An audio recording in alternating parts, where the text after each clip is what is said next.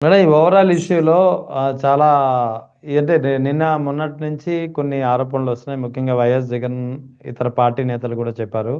ముఖ్యంగా కాపుల్ని టార్గెట్ చేసే అంశంగా దీన్ని చూడాల్సి వస్తుందనేది ఒక భావన అయితే వ్యక్తమవుతోంది ఓవరాల్గా. అది మీరు ఎంతవరకు తీసుకుంటారు? నిజంగా కాపు కులాన్ని టార్గెట్ చేసే దిశగానే ఈ ప్రయత్నాలన్నీ జరుగుతున్నాయని మీరు అనుకుంటున్నారా?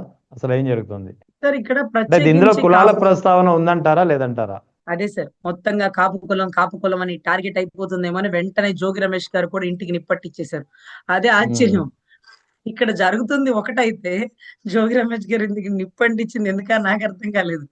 ఎందుకంటే ఉమ్. కాపింటికి నిప్పంటిస్తారా, కాపులకే నిప్పంటిస్తారండి. ఆగండి ఆగండి, అది కూడా అక్కడ కూడా అంటించేయండి రా బాబు, లేకపోతే ఉట్టి కాపనేటప్పటికి రాష్ట్రం మొత్తం తిరగబడి ఇటే వచ్చేలాగా ఉందని ఆ, మళ్ళీ వెంటనే జోగి రమేష్ గారి ఇంటికి నిప్పట్టించారు. అసలు టాపిక్ లో జోగి రమేష్ గారు లేరు కదా, ఇక్కడ ఫ్లెక్సీ లేరే. గొడవలు కదా.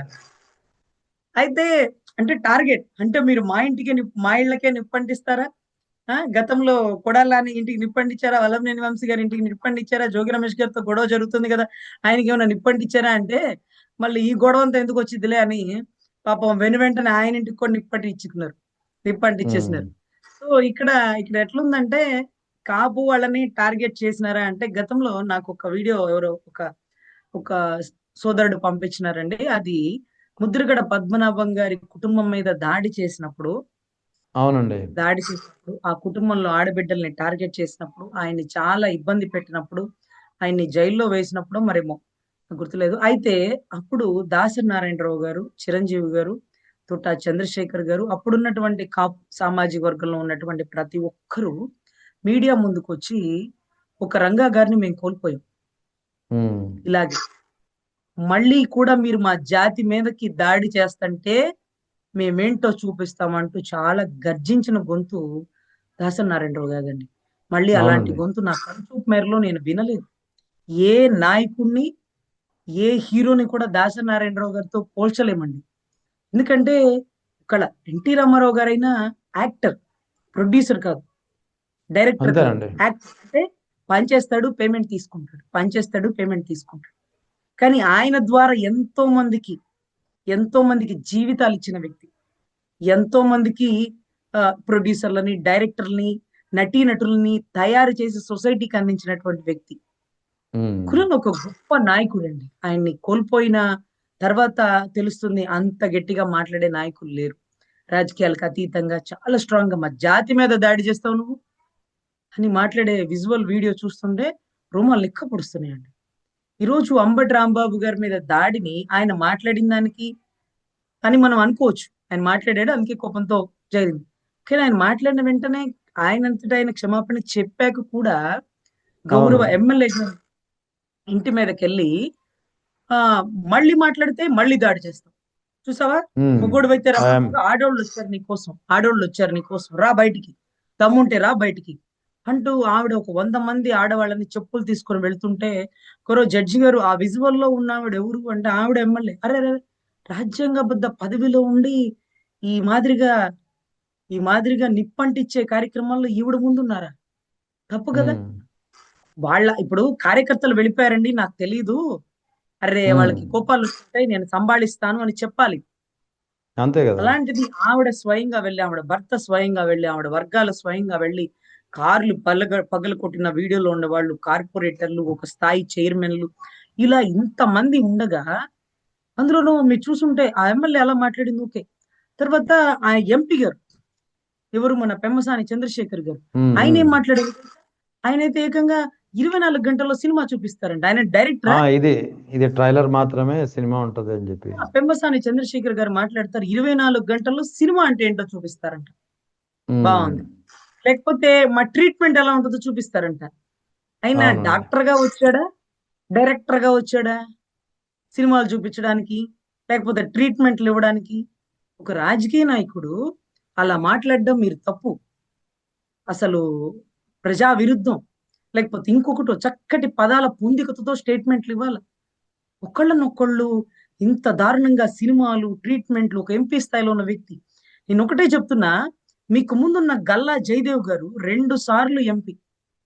అవునండి. ఈసారి అంగన్వాడీ టీచర్ గారు కూడా గెలిచినారు. పోలవరం ఎమ్మెల్యే కూడా గెలిచినారు. వాళ్ళెవరు మాకెవరికి తెలీదు, గెలిచినారు. గల్లా మాధవి గారు మాత్రం మాకు తెలుసా? కనీసం ఎప్పుడు టీడీపీ సభ్యురాలు కూడా కాదు. ఎప్పుడు ఏ ర్యాలీలకి రాలేదు ఆవిడ. ఫస్ట్ టైం తీసుకొచ్చినారు, గెలిచినారు. గల్లా జయదేవ్ గారు కూడా గెలుస్తారు. కానీ ఎందుకు పోటీ చేయలా? అడగండి. మీరు చూపిస్తానన్న సినిమా ఆయనకి ఎప్పుడన్నా చూసేసినాడేమో. ఉమ్. జగన్ గారు ఏమన్నా చూపించినారేమో. అడగండి. ఎందుకు పోటీ చేయనన్నాడు అడగండి. మీరు నిన్న గాక మొన్న అమెరికా నుంచి వచ్చి నేను సినిమాలు చూపిస్తానంటే ఇక్కడ చూడడానికి ఎవరు సిద్ధంగా లేరు. జాగ్రత్తగా మాట్లాడాల. ఎందుకు గల్లా జయదేవ్ గారు పోటీ చేయలేదో మీరు కనుక్కోండి, మాట్లాడుకోండి. తప్పు సార్. ఒక వ్యక్తిని రెచ్చగొట్టడం తప్పు. మీరు మాట్లాడే దాంట్లో ఇంకా ఒకళ్ళనొకళ్ళు రెచ్చగొట్టుకోవడమే తప్ప అక్కడ ఒరిగేది ఏమీ లేదు. ఈ ఫ్లెక్సీ వద్దు అంటే నా మాట విల్ల.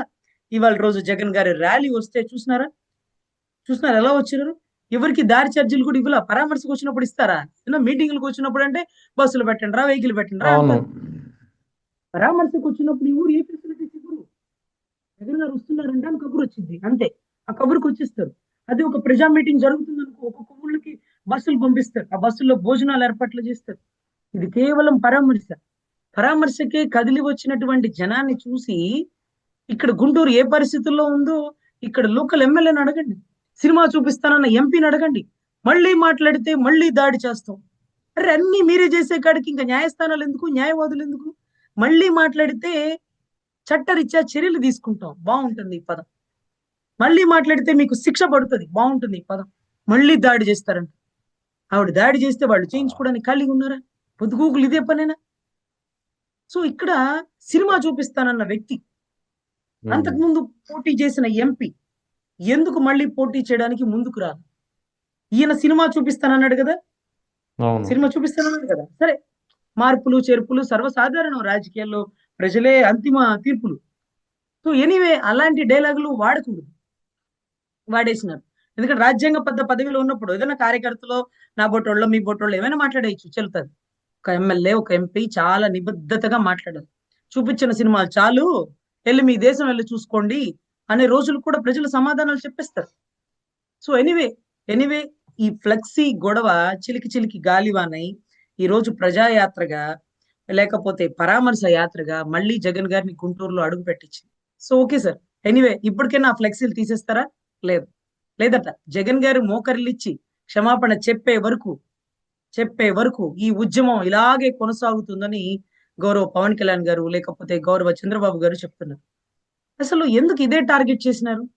లడ్డూలో కల్తీ చేస్తే ఒక్కళ్ళ బోలే బాబా చేస్తాడు, ఎయిర్ మామ్ చేస్తారు, లేకపోతే అక్కడ ఉండేటటువంటి వైష్ణవికి సంబంధించిన పాల వాళ్ళకి సంబంధించిన కంపెనీలు ఏమైనా ఉంటే ఉమ్. అవి చూస్తాయి. సో వాళ్ళ మీద చర్యలు తీసుకోవాలా. ఇప్పుడు ఆయన ఓపెన్ గా చెప్తున్న మాట ఏంటంటే, నేనేమన్నా జగన్ గారి పేరు చెప్పానా, నేనేమన్నా వాళ్ళ పేర్లు ఉమ్. చెప్పానా, నేను ఎందుకు చెప్తాను, అంత సెన్స్ లేకుండా అన్నారు. కానీ రివైండెడ్ వీడియోస్ చూసుకోండి. మనం ఎప్పుడు ఒక వ్యక్తిని టార్గెట్ చేయకూడదు. అది కూడా సిట్ సిబిఐ కేసుల్లో. ఈ రోజుకి అవును. అక్రమాస్తుల కేసు అని మనం అంటామే కానీ ఇంతవరకు ఆ కేసు కొలిక్కి రాల. రానప్పుడు యా. మనం అనకూడదు. ఎందుకంటే ఆయిషా మీరా కేసులో సత్యం బాబు దోషి దోషి దోషి అని అన్నాం. అసలైతే అప్పట్లోనండి 2007 ఆ పరిసర ప్రాంతాల్లో విజయవాడలో చిరుత సినిమా కొత్తగా రిలీజ్ అయిన మూమెంట్ లో ఈ ఉమ్. ఈ ఘటన జరిగింది. ఆ అమ్మాయి నడుము మీద అతను చూసిన సినిమా పేరు రాసినాడంట, చిరుత అని. ఎలా రాసినాడు? పెన్నుతో రాసినాడా, మేకులతో రాసినాడా, ఎట్లా రాసినాడు? ఉమ్. రాశాడట. ఇలా గోడెక్కి దుక్కాడంటే అలా చేసినాడంటే ఇలా అన్ని క్రియేట్ చేసేసినారు పోలీసులు. 7 సంవత్సరాల తర్వాత అతను నిర్దోషిగా బయటకు వచ్చాడు. ఈ లోపే అవును. ఇతనే దోషి అని చెప్పడానికి మన వల్ల కాదండి. మనం అలా చెప్పకూడదు. అందులో ఉన్న అవును. సిట్ సిబిఐ ఇన్వెస్టిగేషన్ పార్ట్ లో ఉన్నప్పుడు వాళ్ళు చేసినారు వీళ్ళు చేసినారంటే బాగుండు. యా. దానికి పవన్ కళ్యాణ్ గారికి సంబంధం లేదు, చంద్రబాబు గారికి సంబంధం లేదు, జగన్ గారికి సంబంధం లేదు. ఈ రోజు ఈ రోజు పవన్ కళ్యాణ్ గారు చెప్తున్నారు, నేనేమన్నా చేశానా, నాకేం పని? అంటే మీరు చేశారని ఎవరు చెప్పరు సార్. మీకేం పని? సో అలాగే ఆయనకేం పని? అంతే కదా. ఆయన చేసిన పని ఏంటంటే 2019 నుంచి 24 మధ్యలో ఆయన ఉన్న టైంలో కొంత రూల్స్ అండ్ రెగ్యులేషన్ ని వెసులుబాటు చేసినారు. అవును. ఆ వెసులుబాటుని మన ప్రభుత్వం రాగానే కుదించి మళ్ళీ ఫ్రెష్ రూల్స్ గైడ్ లైన్స్ వేసేసి ఉండొచ్చు. లేదా మన అవును. ప్రభుత్వం రాగానే ఆ బోలబాబు కంపెనీ ఏదైతే ఉందో ఆ డైరీ ఫామ్ ని అది ఆపేసేయచ్చు.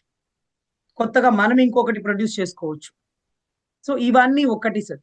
ఇవన్నీ ఒక్కటి. ఇప్పుడు కొత్తగా వినపడుతున్న నాదం ఏంటంటే ఇక దీని మీదే చర్చలు బిగినవుతాయి. యా. పార్టీకి సంబంధించిన ఎమ్మెల్యేలు, ఎంపీలు, స్పోక్స్ పర్సన్స్ మొత్తం కల్తీ లడ్డుకు సంబంధించిన చార్జ్ షీట్ ని ప్రతి ఒక్క స్పోక్స్ పర్సన్ కి, ప్రతి ఒక్క ఎమ్మెల్యేకి, ఎంపీకి పంపించి మీరు దీని మీద ప్రిపేర్ అయ్యి దీని మీదే మాట్లాడాలి. ఇదే ఒక పెద్ద ప్రజా సమస్య. ఇదే అవును. ఒక ప్రజా సమస్య. సో ఒకటి సార్, మనం ఇంపార్టెంట్ గా మాట్లాడుకోవాలంటే ఒక 500 కోట్లు లేకుండా మనం ఒక మెడికల్ కాలేజ్ ని ప్రైవేటీకరణ చేసేసినాం.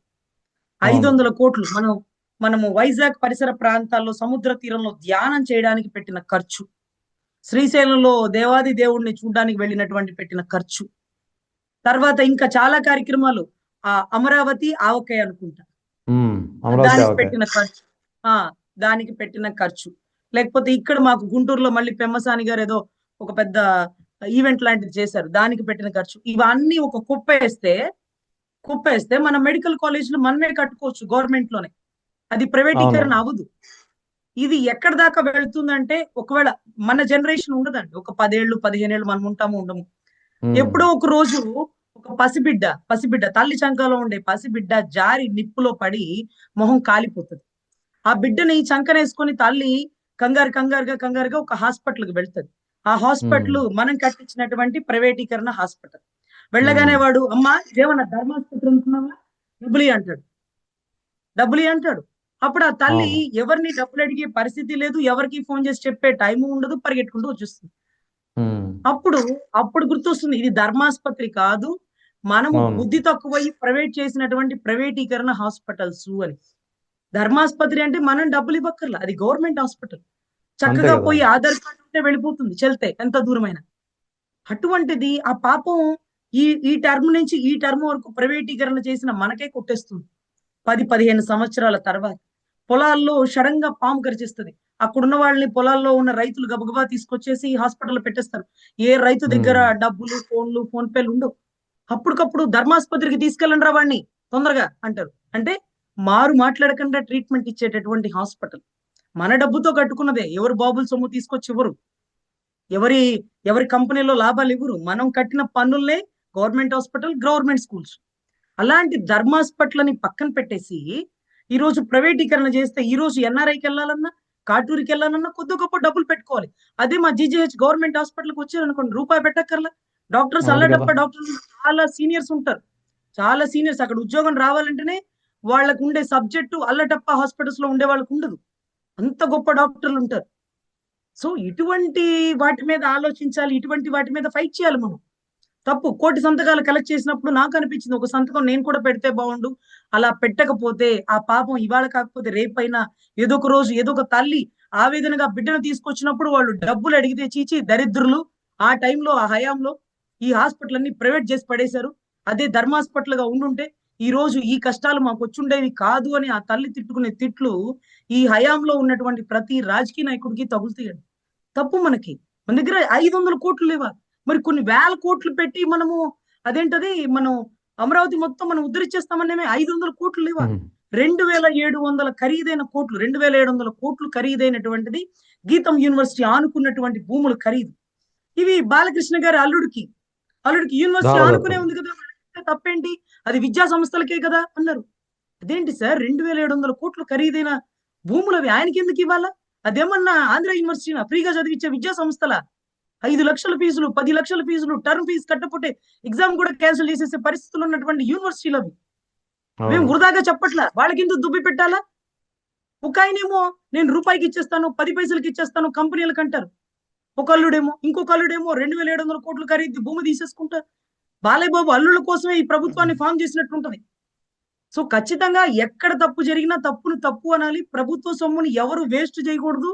ఈ విషయం, ఈ లడ్డు కల్తీ విషయం సిట్టు సిబిఐ చూసుకుంటది. తప్పు చేసింది జగన్ గారైనా పవన్ గారైనా ఎత్తి లోపలేస్తుంది. ఇది మన రాష్ట్ర సమస్య కాదు, దేశ ప్రతిష్ట అయిన సమస్య. సో ఖచ్చితంగా యా. కన్సిడర్ చేస్తారండి. దీని గురించే మనం పదే పదే మాట్లాడుకుంటూ ఇంపార్టెంట్ అయిన విషయాలు, పోలవరం ప్రాజెక్ట్ మనకి ఇంపార్టెంట్, అమరావతిలో కంపెనీలు మనకి ఇంపార్టెంట్, ఇంకా రావాల్సినటువంటి నీటిపారుదల ప్రాజెక్టులు మనకి ఇంపార్టెంట్. రాబోయేది వర్షాకాలం. తొందరగా అమరావతి కొద్ది గొప్ప డెవలప్మెంట్ రాకపోతే ఏది అమరావతి, ఏది కృష్ణానది అనేటటువంటి తలపించేటటువంటి నీటి మట్టం పెరిగిపోతుంటది. సో వైజాగ్ కి కంపెనీలు వస్తున్నాయి, ఇంకా రాజధానికి ఎప్పుడు వస్తాయి? ఈ లోపే 40,000 ఎకరాలు గుట్టు సప్పు కాకుండా కలెక్ట్ చేసేస్తున్నారు. 40,000 ఎకరాలు. ఒకానొక రైతు గుండె ఆగిపోయింది టక్కుమని. అక్కడుండే లోకల్ ఎమ్మెల్యేతో గర్జిస్తూ గొంతు పెడుతూ అతను అడుగుతాడండి, నాకు సింగపూర్ టౌన్షిప్ పక్కనే నాకు రావాల్సిన ఫ్లాట్ నాకు అక్కడ ఇవ్వలేదంటాడు. నాకు చాలా ఆశ్చర్యం వేసిందండి. ఏది సింగపూర్? ఏది సింగపూర్ ఎప్పుడు అవుతది? సింగపూర్ నేను చూడను. నేను నా వయసుకి నేను చూడలేను. ఒక 20 ఏళ్ళకి 30 ఏళ్ళకి నేను ఎప్పటికి చూస్తాను, కర్ర పట్టుకొని వెళ్లి చూడాలా. అవును. సింగపూర్ టౌన్షిప్ దగ్గర రావాలి అన్న ఫ్లాట్ అతని వయసు ఒక 60 సంవత్సరాలేమో. సో అంత బాధ ఆవేదనతో ఉన్న రైతు గుండె ఆగిపోతే ఒక్క టీవీ ఛానల్లో చూపించలే. ఒక్క ఎమ్మెల్యే ఎంపీ. అది అసలు ఎవరి చావు? ఎవరికి ఎవరికి ఈ సంబంధం దానికి? అది ఒక ప్రభుత్వ హత్య లాంటిది. ప్రభుత్వాన్ని గర్జిస్తూ గుండాగి చనిపోయాడు. ఆన్ స్పాట్ లో చనిపోయాడు. అదే ఒక ఉద్యోగస్తుడు ఉద్యోగంలో చనిపోయినా, ఇంకో దగ్గర చనిపోయినా, ఇంకో దగ్గర చనిపోయినా, వర్క్ లో చనిపోయిన ప్లేస్ కి సంబంధించిన కాంపన్సేషన్ వచ్చేస్తుంది. వర్కింగ్ ప్లేస్ అది. అవును, ఎగ్జాక్ట్లీ. అలాంటి గర్జిస్తున్న మూమెంట్ లో చనిపోయాడు ఆ రైతు.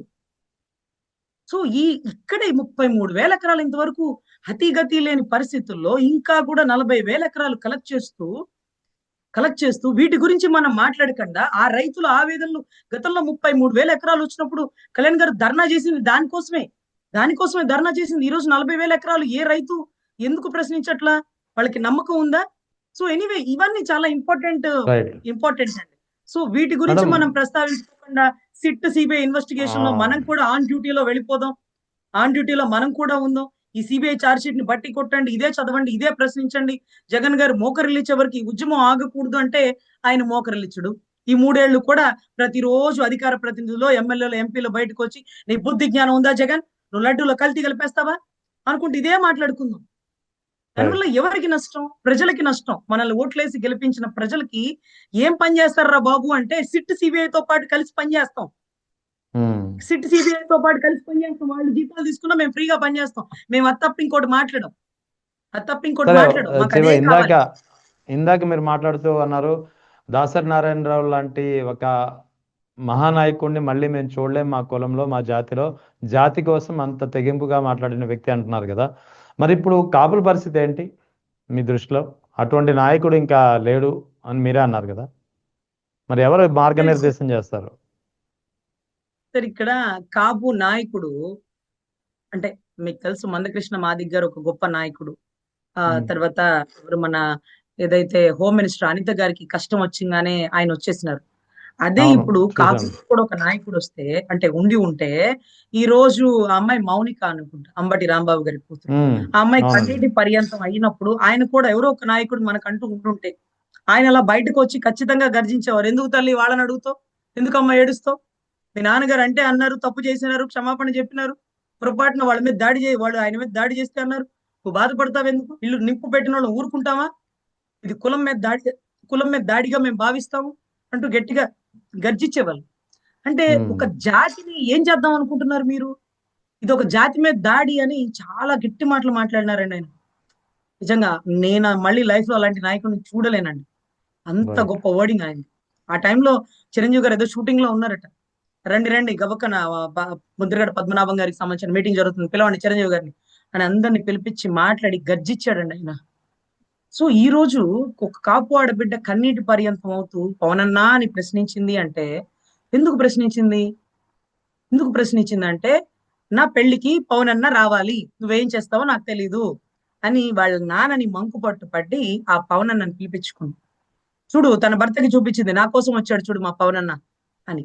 అట్లాంటి పవనన్న కూటమిలో ఉన్నప్పుడు పక్కన ఉండే టీడీపీ వ్యక్తులు ఎవరైతే నిప్పు పెట్టి దాడి చేస్తే అక్కడ లోపల బందింకానా ఉన్నటువంటి పసిబిడ్డలు ఏమ్మా పవన్ మామ చేపించినాడా అంటే తప్పు పవన్ మామ చేపించారు, పక్కన ఉండే టీడీపీ వాళ్ళు చేపించారు, కానీ పవన్ మామ స్పందిస్తారు, ఖచ్చితంగా ఈ నిప్పులు పెట్టడాన్ని తప్పు, ఈ సంస్కృతి లేదు అని అడుగుతారు, చెప్తారు అని నువ్వు మాట్లాడన్నా, నువ్వు చెప్పన్నా అని ఆ ఆడబిడ్డ నిలదీసింది. ఆఖరికి సుజనా చౌదరి గారు బయటకు వచ్చి, బీజేపీ వ్యక్తి బయటకు వచ్చి ఆయన చెప్పారు, ఈ నిప్పు పెట్టే సంప్రదాయం ఎక్కడి నుంచి వచ్చింది? ప్రజాస్వామ్య విరుద్ధంగా ప్రతిపక్ష నాయకుల ఇళ్ల మీద దాడులేంటి? దీన్ని పూర్తిగా ఖండిస్తున్నాం, దీనికి మాకు సంబంధం లేదని వాళ్ళు ఓపెన్ స్టేట్మెంట్ ఇచ్చేసినారు. అది కేవలం టీడీపీకి వైసీపీకి జరుగుతున్న గొడవే. దాంట్లో జనసేనని మీరు పూసుకోండి, మీరు మాట్లాడండి, మీరు తిట్టండి, మీరు దీని గురించి అడగండి, మీరు అంబటి రాంబాబు ఇంటి మీద దాడి చేయండి అని పిచ్చ స్టేట్మెంట్లు ఇచ్చిన వాళ్ళు చేయరు జనసైనికులు. ఎందుకంటే అక్కడ ఎన్టీ రామారావు గారి విగ్రహం దగ్గర ఒక్క పార్టీ అతను లేరండి. ఆ తగలబెట్టిన దాంట్లో విజువల్ లో కూడా ఎక్కడా లేరు. ఎవరు పోలా. ఎందుకంటే ఈ ఊరు అతను ఈ ఊరు అతను రాంబాబు గారు ఈ ఊరు అతను. అతన్ని ఖమ్మంలో ఒకసారి ముట్టడి చేసి దాడి చేసినారు, మీరు కూడా వినున్నారు. యా. ఖమ్మం మంది కాదు కాబట్టి, ఖమ్మంలో ఎవరు లేరు కాబట్టి ఆయన వచ్చేసినారు. అదే ఇక్కడ రంగా గారి విగ్రహ పరిసర ప్రాంతాల్లో ఆయన మీద జరిగిన దాడి, ఆయన దానికి మాట్లాడినటువంటి తీరు, వెంటనే బయటకు వచ్చి క్షమాపణ చెప్పినటువంటి విధానం, దాని తర్వాత రూల్ ప్రకారం అరెస్ట్ చేయాల్సి వస్తే లీగల్ గా కస్టడీకి తీసుకోవచ్చు. కానీ ఇంటికెళ్ళి ధ్వంసం చేసేసి మేమింతే, మేము దాడి చేస్తాం, మళ్ళీ మాట్లాడితే మళ్ళీ దాడి చేస్తాం, ఒక్కొక్కళ్ళు సినిమాలు చూపిస్తామని, ఒక్కొక్కళ్ళు ఉమ్. ట్రీట్మెంట్లు ఇస్తామని, సో ఇదంతా కూడా అవతల వాళ్ళని రెచ్చగొట్టినట్టు అయ్యి ఆఖరికి జగన్ గారు వచ్చి వాళ్ళ ఇంటికి వచ్చి ప్రెస్ మీట్ పెట్టాల్సి వచ్చింది. ఎక్కడ దాకా తీసుకెళ్లారు? మీరు జగన్ గారిని పిలిపించడం కోసమే ఆ ఫ్లెక్సీ కట్టినట్టుగా ఉంది. దీని గురించి రైట్. చంద్రబాబు గారు కూడా అందరితో టెలికాన్ఫరెన్స్ లో తిడుతున్నారు. ఎందుకు మీరు అలా రెచ్చగొడుతున్నారు? ఈ సెకండ్ కేటగిరీ ఉండే నాయకులు చేస్తున్న పనులా ఇవి? కూటమిని ఉమ్. జాగ్రత్తగా కాపాడుకొని ముందుకు తీసుకెళ్లాలంటే ఏంటి మీరు చేసే పనులు అంటూ ఆయన అడుగుతుంటారు. కానీ ఇది ఎవరి డైరెక్షన్ తో నడుస్తుందో ఈ కథా స్క్రీన్ ప్లే దర్శకత్వం మాకైతే తెలియట్లా. కానీ చాలా తప్పు జరుగుతుంది. కూటమికి చాలా మైలేజ్ రైట్. పడిపోయింది. చాలా మైనస్ లోకి వెళ్తుంది. మీరు దయచేసి రైట్. ఆలోచించుకోండి. అంత గర్జించే పవన్ కళ్యాణ్ గారు కూడా తగ్గి 15 సంవత్సరాలు అనే వ్యక్తి కూడా ఈ 5 సంవత్సరాలు మేమే 5 ఉంటాం. సంవత్సరాలకు పరిమితమైంది. ఎందుకు నేనెందుకు ఆయన పేరు సంబోధిస్తా? నాకేమన్నా సెన్స్ లేదా? నేనెందుకు జగన్ గారిని అంటాను? ఆ కల్తీ రైట్. జరిగింది. అక్కడ నెయ్యిలో నెయ్యే లేదు. నువ్వుల్లోనే ఖరీదు ఎంతుంది? నెయ్యి ఖరీదు ఏంటి ఇంతుంది? అప్పుడే అక్కడ ఉండే గుడి వాళ్ళు చెప్తే ఎక్కడో కల్తీ జరుగుంటదని నేను అప్పటికప్పుడు కాషాయ వస్త్రాలు ధరించి నేను అవంతా క్లీన్ చేసి ఉమ్. ప్రక్షాళన చేశాను అని ఆయన ఓపెన్ స్టేట్మెంట్ ఇచ్చాడు. ఇప్పుడు రైట్. వీళ్ళు రైట్. గత స్టేట్మెంట్ తీసి ట్రోలింగ్ చేస్తున్నారు. అంటే రైట్. మనం మాట్లాడేటప్పుడు అక్కడ ఉండే తిరుపతి వాసులు చెప్పినారా? లేకపోతే ఉమ్. చంద్రబాబు గారు చెప్పినటువంటి పంది కొవ్వు ఆయన అన్నారు, ఈయనన్నారు, విద్యాశాఖ మంత్రి అన్నారు. సో చాలా జాగ్రత్తగా మాట్లాడాల్సినటువంటి పదాలు. అంటే తిరుమల తిరుపతి దేవస్థానం రాష్ట్రంలో ఉందే కానీ ఇది ప్రపంచ సంపద, దేశ సంపద. అవును. దీని గురించి మనం ఎట్లంటే ఎట్లా మాట్లాడకూడదు. దీని గురించి రైట్ మేడం. ఐక్యరాజ్య రైట్. సమితిలో చర్చిస్తున్నారు. ఐక్యరాజ్య సమితిలో ఓకే పందికొవ్వు మేడం. కలిసిన థ్యాంక్ యూ. అయోధ్య లడ్లు తీసుకున్న వ్యక్తులు చాలా మంది విదేశాలకు వెళ్ళిపోయినారు. ఉమ్. ఆ రోజు మేము తిన్న లడ్డులో పందికొవ్వు ఉందా? యానిమల్ ఫ్యాట్ అన్నారు. యానిమల్ ఫ్యాట్ అన్నారా? యానిమల్ లో ఏ యానిమల్? దాంట్లో పందని మీరు ఎలా నిర్ధారించారు? ఏ యానిమల్ కలిసింది? అదేమన్నా చెప్పారా దాంట్లో? దాంట్లో ఒక సిట్ సిబిఐ రిపోర్ట్ లో పంది కొవ్వు ఉంది, పంది కొవ్వే ఉందని వస్తే మళ్ళీ ఈ రిపోర్ట్ కాదు ఇంకా కమిటీలు ఎందుకు వేస్తారు? ఇక్కడే వాళ్ళు అనుకున్న ఆన్సర్ వస్తే బాగుండు కదా. మళ్ళీ ఇంకొక ప్రత్యేకమైన రిపోర్ట్ వేయరు కదా. ఇప్పుడు యా. ప్రత్యేకమైన కమిటీ వేసి మళ్ళీ దాంట్లోంచి పంది కొవ్వు లేదన్న రిపోర్ట్ లోంచి మళ్ళీ ఏదో ఒక కొవ్వు బయటకు తీయాల్సిందే అని రైట్. ప్రత్యేకమైన కమిటీ అంట. ఈ కమిటీకి ఎన్ని కోట్లు ఖర్చు అవుతుంది? ఈ కమిటీ రైట్ ద్వారా మేడం. మీరు ఏం తెలుసుకోవాలనుకుంటున్నారు? సొసైటీకి ఏం మెసేజ్ ఇవ్వాలనుకుంటున్నారు? చాలా దారుణం సార్ ఇది. విలువైన రైట్. సమయాన్ని ప్రజానాయకులు ప్రజా సమస్యల మీద చర్చించండి, పోలవరం మీద చర్చించండి, అమరావతి అభివృద్ధి మీద చర్చించండి, బిడ్డల భవిష్యత్తు మీద చర్చించండి. రైట్. అంతేగాని సిట్ సిబిఐ చేయాల్సిన పని మేం చేస్తాం, మా స్పోక్స్ రైట్. పర్సన్స్ చేస్తారు, మా ఎమ్మెల్యేలు చేస్తారని మీరు వకాలతులు పట్టుకోకండి. ఆ చార్జ్ రైట్ షీట్ మేడం. పాపం వాళ్ళకి ఏ పేజీ ఎటు నుంచి చూడాలో ఎలా చదవాలో తెలియట్లా. మీరు బట్టి రైట్. కొట్టి థ్యాంక్ దాని యూ. గురించి ప్రతి ఒక్కడని మాట్లాడండి అంటే ఏది మాట్లాడాలో ఏది మాట్లాడకూడదో ఏం జరుగుతుందో వాళ్ళకి అర్థం కావట్లేదు. కానీ రైట్. నేర్చుకుంటున్నారు, మాట్లాడుతున్నారు. అంటే కల్తీ జరిగింది, నెయ్యిలో నెయ్యి లేదు, వాస్తవం. కమిటీ రిపోర్ట్లు వస్తున్నాయి, ఎవరు చేశారో వాళ్ళని కూడా అరెస్ట్ చేస్తారు. ఇది జరగబోయేది. దీంట్లో మనం ఏం చేద్దాం? రైట్ దాంట్లో మేడం. జగన్ గారు ఏమైనా ఉన్నారా? జగన్ గారికి సంబంధించిన భారతీయ సిమెంట్ కాకుండా భారతీయ నెయ్యి కంపెనీ ఏమైనా ఉందా? లేకపోతే వాళ్ళ కుటుంబంలో వాళ్ళు ఎవరైనా తయారు చేస్తున్నారా? లేకపోతే వైవి సుబ్బారెడ్డికి సంబంధించిన బినామీలు ఎవరైనా ఉన్నారా? లేరు కదా. ఎవరు ఉంటే అరెస్ట్ చేసేయండి, కస్టడీలోకి అంతే తీసుకొని కదా. ఎంక్వైరీ చేయండి. రైట్. ఇటువంటి రైట్. విషయాలు మనము విలువైన రైట్. సమయాన్ని వేస్ట్ చేయకూడదు నా ఉద్దేశం సార్. ఈ ష్యూర్. టాపిక్ వదిలేస్తే దేవాది దేవుడు వెంకటేశ్వర స్వామిని ఉమ్. కాస్త ప్రశాంతంగా ఉండనిచ్చినట్టేనండి. లేకపోతే పొద్దుగూకులు ఎగ్జాక్ట్లీ. ఆ నెయ్యిలో అది ఉండొచ్చు. ఇప్పుడు అన్నం ఉడుకుతున్నప్పుడు ఒక మెతుకు చూసి మెత్తగా ఉందా ఉడికిందా అని చెప్తారు సార్. మొత్తం అంతా అవును. గిన్నె అంతా తీసేది. అలాగే అంతే కదా. ఇంత క్వాలిటీ లడ్డూలో 10 ml తీస్తారు. 10 ml లో ఏం తెలిసిద్ది అంటే తీయండి, ఒక 100 ml తీయండి, ఒక 70 ml తీయండి, అవును. టెస్ట్ చేయండి, దాంట్లో ఏమో తెలిసిద్దేమో. దాంట్లో మీరు ఇచ్చిన రైట్. తీసుకోరు. ఇప్పుడు బ్లడ్ టెస్ట్ చేయడానికి బ్లడ్ ఎంత తీస్తారండి? ఇంతలో ఏం జస్ట్. తెలుస్తుందంటే ఇంతలోనే తెలుస్తుంది. కలరా, మలేరియా, డెంగ్యూ, బ్లడ్ సెల్స్ అన్ని ఇంతలోనే తెలుస్తుంది. ఆ ఇంతలో ఏం తెలుస్తుంది? 10 ml తెలియదట, తెలియకపోవచ్చు, తెలియచ్చట. తీసుకోండి, ఒక 100 ml తీసుకోండి, 50 ml తీసుకోండి, టెస్ట్ చేయండి. కాదట, మళ్ళీ ఇంకొక Right. కమిటీ వేస్తారట. ఏంటో ఈ కమిటీల